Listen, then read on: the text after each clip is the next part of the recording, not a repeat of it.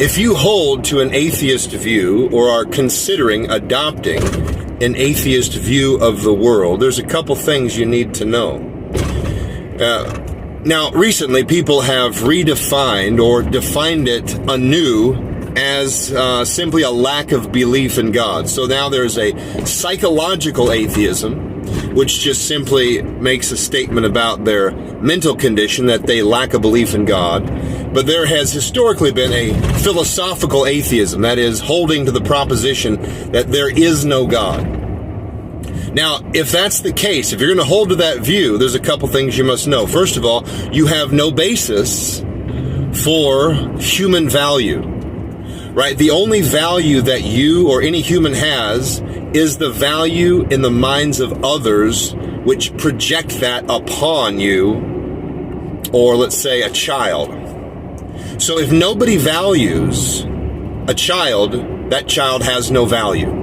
So if you came upon a dead cockroach and a dead child next to each other on the ground, and you viewed the dead child as more of a tragedy than the dead cockroach, that would be an illusion, because the dead child had no more intrinsic value than the dead cockroach.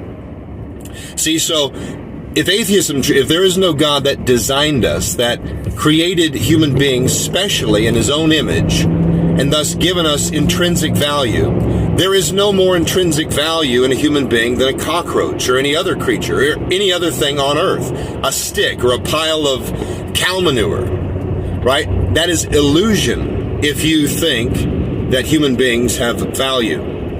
Also, there is no basis, given atheism, if you adopt the worldview, you have no basis in human purpose, right? We were not, if that view is true, if there is no God, we were not intentionally designed for a specific reason. There is no proper or improper way to treat a human being. There is no proper or improper way for a human being to behave. And so the only purpose one can have is a made-up purpose.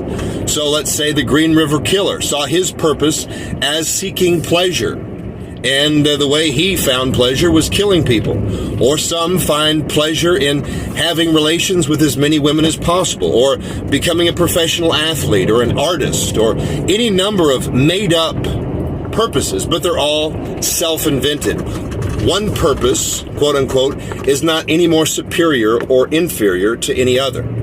And so it totally guts everything that human beings take for granted as self-evident.